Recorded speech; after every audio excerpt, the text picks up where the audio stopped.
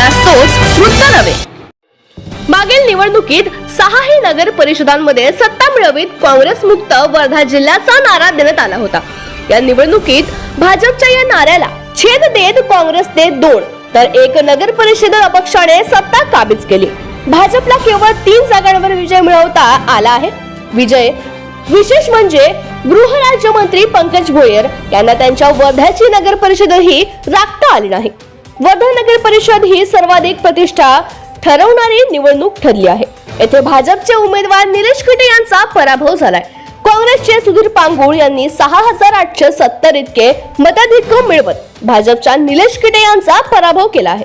पालकमंत्री पंकज भोयर यांनी उमेदवारी मागितलेल्या निलेश किटे यांचा येथे पराभव झालाय। निलेश किटे यांना 16324 मते मिळाली आहे। काँग्रेसचे सुधीर पांगुळ यांना 23460 मते मिळाली, तर तिसऱ्या क्रमांकावर राहिलेल्या रविकांत बालपंडे या एकनाथ शिंदे शिवसेना गटाच्या उमेदवाराला 6070 मते मिळाली आहे। विशेष म्हणजे रविकांत बालपंडे यांनी 2दा शिवसेनेकडून विधानसभा निवडणूक लढली होती। मला सर्वांना प्रथम वर्धा जनतेचा आभार मानतो, मी असं अभिनंदन करतो। हा जो विजय आहे हा जनतेचा विजय आहे, हा सर्वसामान्य लोकांचा विजय आहे, हा कॉमन मॅनचा आणि इथं आम आदमीचा विजय आहे। कारण इथे लढलो, इथे एक सामान्य माणूस म्हणून लढलो। आज आमच्या समोर बीजेपीचं मोठं आव्हान होतं, पण त्या आव्हानाला पेलताना मला माझ्या जनतेने साथ दिली। त्या जनतेचा मी नेहमी ऋणी राहीन। वर्धेकर नेहमी परिवर्तन चाहतात आणि वर्धाची जनता ही सर्व धर्मीय समभाव, एकता, शांती, सद्भावना याचं प्रतीक आहे। गांधीजींनी आम्हाला सांगितलं सत्य आणि अहिंसा या मार्गावर चालणाऱ्या येणाऱ्या काळामध्ये आम्हाला इथली कचरा समस्या कसा आहे, पाणी आहे, आरोग्य आहे, शिक्षण आहे, भरपूर काही समस्या आहे, इव्हन तिथल्या ट्रॉफिकची समस्या आहे, सर्वांना सोबत आम्हाला काम करायचं आहे। माझं एकट्याचं काम अध्यक्ष म्हणून राहील, पण इथला जो माझा सर्व सहकारी आहे, वर्धेची जे जाणकार जनता आहे, इथे सर्व सामाजिक संघटना आहे, संस्था आहे, त्याच्या सर्व सोबत आम्हाला काम करायचं आहे। माझं शहर माझी जबाबदारी आमची टॅगलाईन आहे, म्हणून प्रत्येक जनतेला मी आवाहन करतो की तुम्ही या नगरमध्ये आपलं एक सभासदत्व, एक सदस्य निभवावं। तुम्ही आम्हाला सांगावं तुमचे काम कुठले आहे, आम्ही तुमच्या कामात निराकरण करू, यासोबत आम्हाला काम करायचं आहे। वर्धा हे शहर आमचं आहे, आपलं आहे। वर्धा शहर चांगलं कसं राहील हे तुमची माझी सगळी जबाबदारी आहे।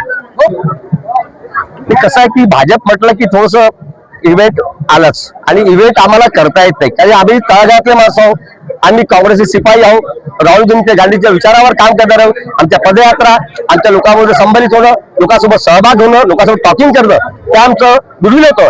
त्यांनी हिरो आणले, आम्ही देशाचे सैनिक उभे केले, ते देशाच्या बॉर्डरवर लढले, ते आमचे खाली हिरो आमच्या रॅलीमध्ये होते, आणि सामान्य माणसाला आम्हाला चॉईस केली। त्याबद्दल आम्हाला असं आव्हान वाटलंच नाही। पालकमंत्री मला भाजपचे असेल, पण ते जिल्ह्याचे पालकमंत्री आहे, भाजपचे नाही आहे। मला नाही वाटत मला माझ्यासाठी काही कमी करायला म्हणून, आणि त्यांना माझे नम्र विनंती आहे की डॉक्टर पंकज भोयर साहेब, हे जनता तुमची आणि माझी आहे, वर्धा जिल्हा तुमचा आहे, म्हणून आपण सोबत काम करूया। कारण जनतेचा विकास हा सर्वांचा विकास आहे। तुम्ही पण लोकप्रतिनिधी आहे, मी पण लोकप्रतिनिधी आहे, आपण सर्व मिळून काम करू। जनतेचा विकास झाला, जनता आपल्याला येईल, जनतेने मला कोल दिला, तो कोल आपल्याला मान्य करावा लागेल।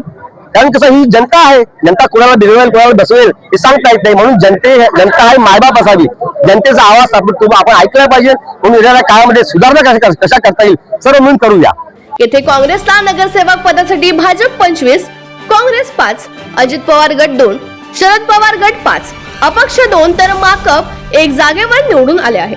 वर्धाच्या उशिरा 20 तारखेला झालेल्या निवडणुकीत प्रभागात भाजपच्या प्रदीप ठाकूर यांचा विजय झाला आहे। त्यांनी विजय जल्लोष करीत आनंद व्यक्त केलाय। वर्षीच्या झालेल्या निवडणुकीमध्ये 4ही विधानसभा क्षेत्रामध्ये भारतीय जनता पक्षाचे आमदार निवडून आले, आणि त्यांचा एक विधान परिषदेचा सुद्धा आमदार आहे। एवढं सगळं असताना गेल्या वर्षभर ज्या पद्धतीने हे सरकार शेतकरी प्रश्न असो की सर्वसामान्यांचे प्रश्न असो त्याला जनता कंटाळली होती, आणि त्याचं प्रतीक म्हणून तुम्ही बघताय की आज भारतीय जनता पक्षाचे फक्त 3च ठिकाणी नगराध्यक्षाचे उमेदवार निवडून आले, आणि 2 ठिकाणी काँग्रेस पक्षाचे आणि 1 ठिकाणी अपक्ष म्हणून निवडून आलेले आहेत। आणि जे आमचे उमेदवार निवडून आले आहेत ते सगळे एकदम सर्वसामान्य आहेत। आपण वर्धेतला विजय पाहताना लक्षात येतं की जो सुधीर भाऊंनी यावेळेला शब्द दिला होता सगळ्यांना की हा गांधी जिल्हा आहे, आणि गांधी जिल्हा हा दारूबंदीचा जिल्हा आहे, त्याच्यामुळे माझं काही हो, पण दारू विक्री किंवा दारू न वाटता आणि पैसे न वाटता हा विजय होईल आणि जनतेला हा पटलेला आहे, जो राहुल गांधींनी दिलेला आहे प्रेमाचा संदेश. तुम्हाला माहिती आहे की आमच्या पक्षाच्या उमेदवारांनी अगदी विरोधी पक्षाला गळे लावायचा प्रयत्न केला, त्यांनी नकार दिला. ही आमची नीती आहे. आणि आताच त्यांनी सांगितलं की कुठलाही सभासद असो तो लोकप्रतिनिधी आहे, लोकप्रतिनिधी निवडून आल्यावर सगळ्या लोकांचं प्रतिनिधित्व केलं पाहिजे. आणि मला असं वाटतं की पालक काय म्हणतात, पालक हे सगळ्या आपल्या मुलांना सोबत घेऊन चालतात. तर आमची अपेक्षा एवढीच आहे की पालकमंत्र्यांनी पालक म्हणून वागणूक द्यावी आणि प्रत्येक नागरिकाला आपलं पाल्य समजावं आणि आमच्या लोकप्रतिनिधीला पाल्य समजावं आणि त्यांच्या सहकार्याने या वर्धा शहराचा एक सर्वांगीण विकास तो घडवून आणावा ही अपेक्षा व्यक्त करतो.